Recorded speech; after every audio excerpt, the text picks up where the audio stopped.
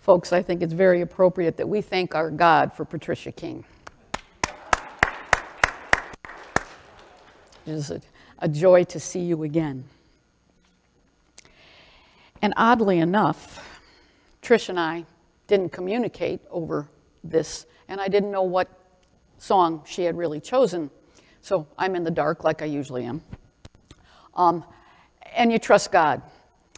And I am telling you, without she and I having any conversation, this whole first Lenten service is about the promise, about being faithful. God is a great God. Trust in Him.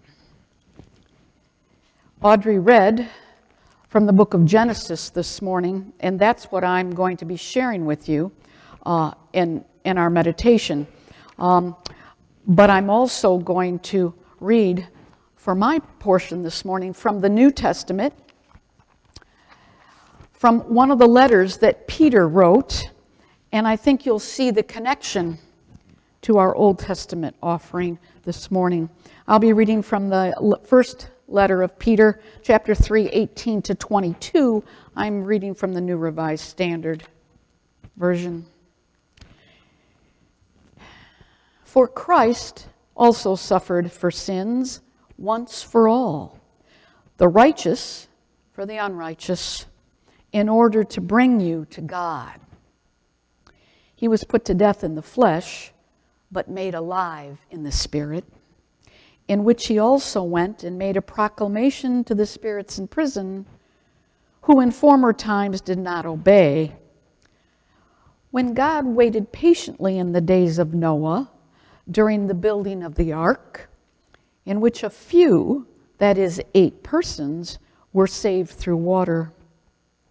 And baptism, which this prefigured, now saves you, not as a removal from dirt of the body, but as an appeal to God for a good conscience through the resurrection of Jesus Christ, who has gone into heaven and is at the right hand of God, with angels, authorities, and powers made subject to him. Here ends the words of Peter this day. Thanks be to God.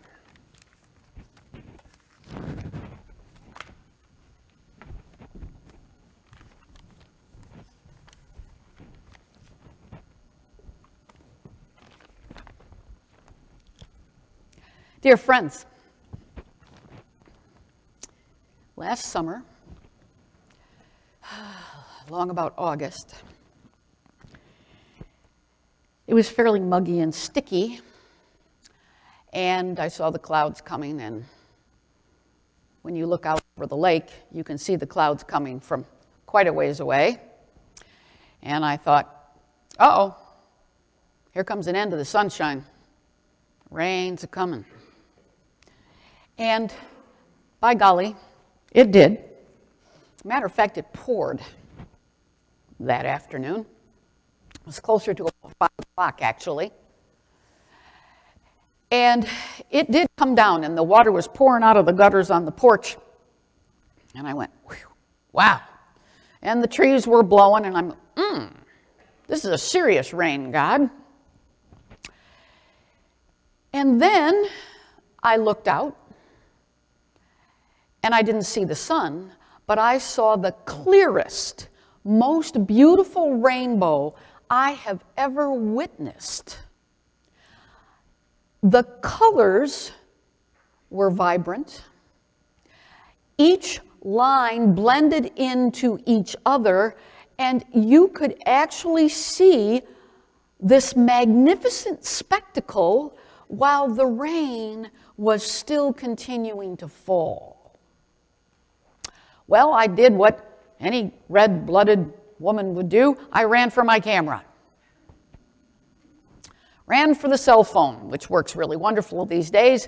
And indeed, I stepped out onto the porch so I could be shielded, and I put up my camera, and I stopped dead in my tracks.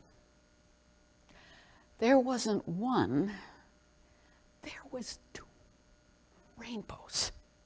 2 clear ones. Now, I've seen lots of rainbows. I've seen little hints of double rainbows, whatever. There was the major rainbow going out into the lake, and behind it was the second, more muted, a little more muted, but clear and distinct, just the same. And I just stood there in awe. Wow. And a peace came over me that God says passes all your understanding. If you've ever been in that situation, you understand that phrase. The peace of God which passes all our understanding. And there was my moment last summer. Well, somehow, I don't quite remember, I managed to pick up the camera and go click.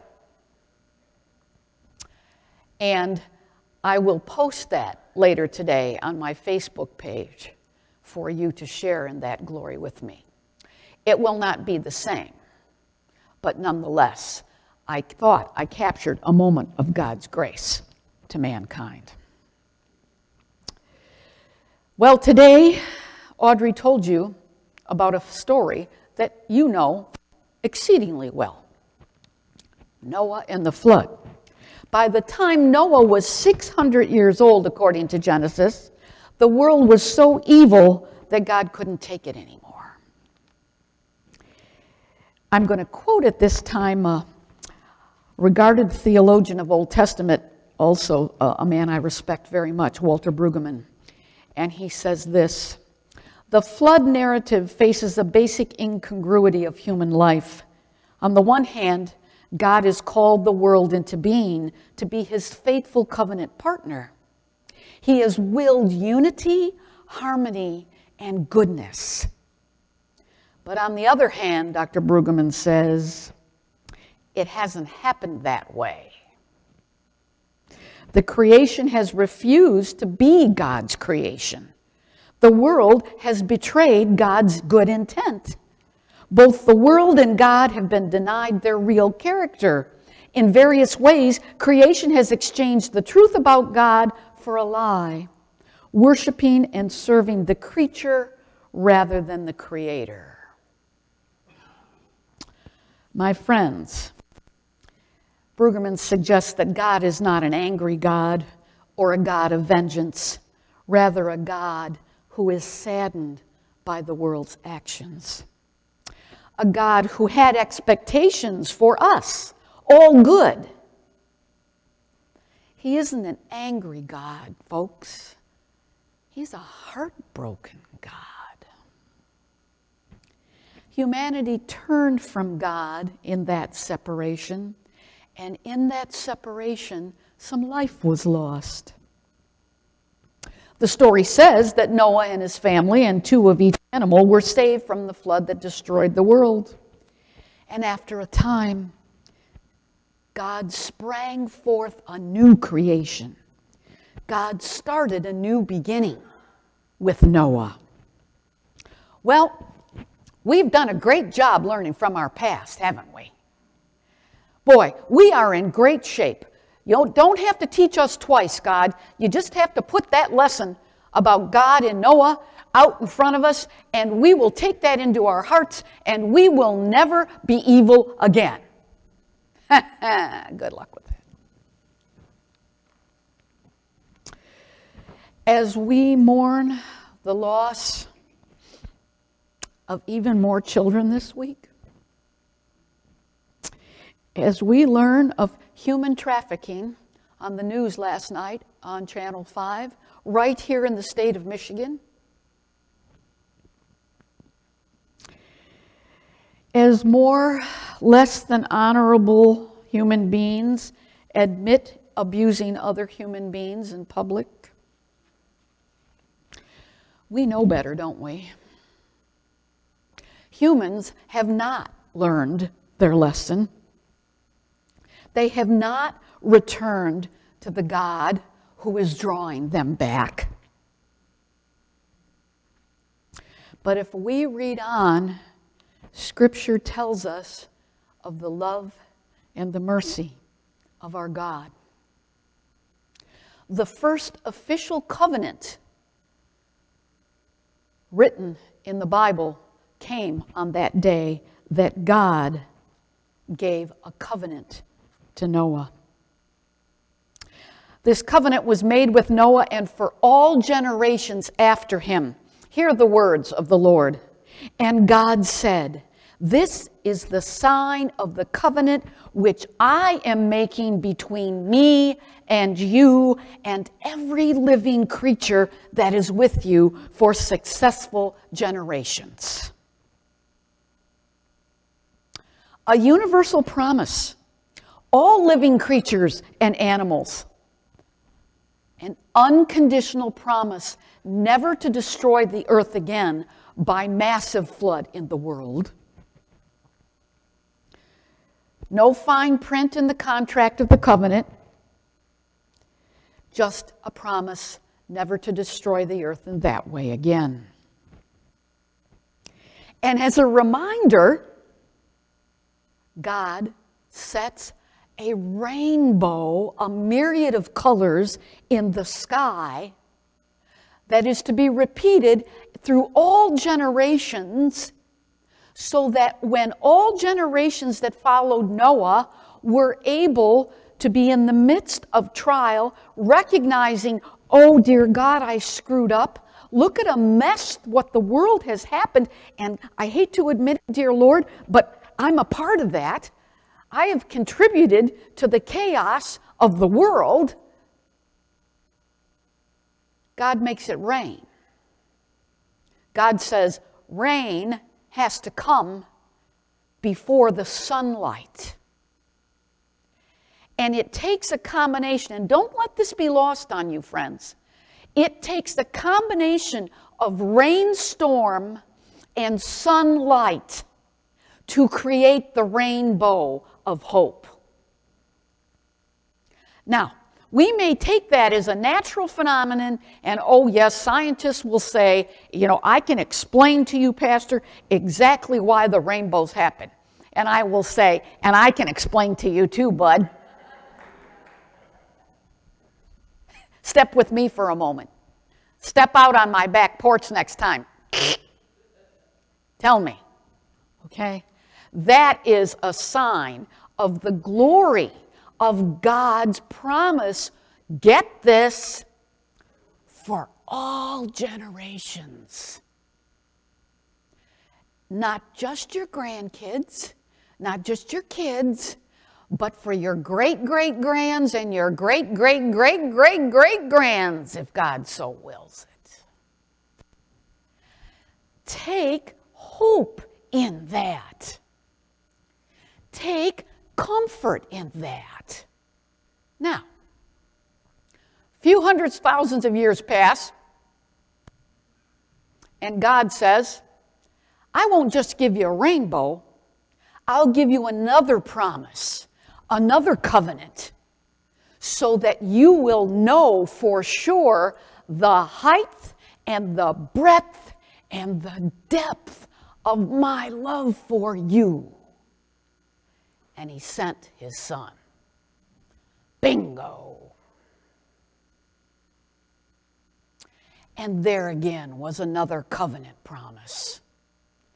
I will send my son to take care of you, to die in your stead, and I will show you another miracle of glory, that he will be raised from the dead and ascended back to eternal life with me, so that you will never again, get this, you will never again have to worry about your status in this life or the next,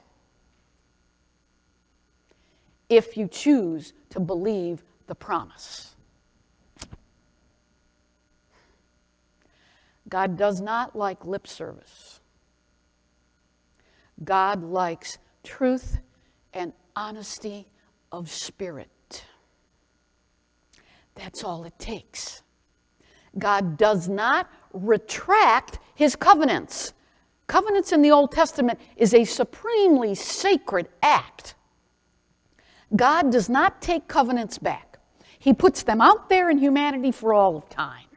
Now, here we are in Lent. Titled this sermon this morning, Lent and Rainbows. I was hoping somebody might look at that and go, oh, she's off the deep end again. if you understand the promise of the rainbow in your rainstorms. And everybody sitting here this morning probably has gone through too many rainstorms to count. And I am talking spiritual rainstorms, I am talking emotional rainstorms, I am talking physical rainstorms. And boy, could we have a list of storms, God. And God says, yep, I know. I am with you. I was with you through all of them. And sometimes I bet you he says to you, did you miss the rainbow? Were you looking for the rainbow in the middle of the storm? Or were you so caught up in the tornado that you forgot that I was still here with you? Wow. Here's what Lent is. Lent is a time to remember that your life contains the rainbows given to you by God, even in the midst of your storms. God can't make you understand that. I can pray for you and pray that you will remember that in your heart, because I know firsthand what it's like to live with the promise of the rainbow. It's why I can watch the news that I didn't want to watch this week, but felt compelled to learn not about the horror, but about the lives of the people who were affected by that. I didn't want to watch. I had to watch it. Because they were children, and they were football coaches, and they were people like you and me. And I had to get out of my selfishness about protecting myself from all the stuff in the world that's gone to chaos. And I had to remember the promise. Because if I can't remember that, how can I help you remember that? And this morning, when I walked in this door, I brought the peace of God, which passes all your understanding. And it is my hope and desire as you walk through this Lent that you will look at each other differently. I saw on the news that there was people at a sporting event downstate that had t-shirts that said, "I'm here for a hug." And they just put their arms out, and some people I watched them going into that stadium went. There's a couple people that went. The world doesn't know what to do with that stuff, people. These were people who were sharing the love of Jesus, the love of God. That's all. No agenda, no fine print. They were saying, the way I can take a stand is I can step out and share that to remind the world that we do not live in a totally evil place. So as we begin Lent, I didn't intend to start it with telling you about 17 lives that were lost. But I know what happens. I didn't intend to tell you, as I looked at Channel 5 and went, 2 young girls were averted at the airport from taking a one-way first-class ticket to New York because of somebody they met on the internet that promised them a modeling career. And it was through the intervention of an airline ticketing agent, a young woman herself, probably 22, that's asked for identification, and the girls didn't have it. And she alerted the police and the 911, and they intervened and showed the 2 girls who didn't believe it that there was going to be no modeling career in New York. It's all around us. It will continue to be all around us.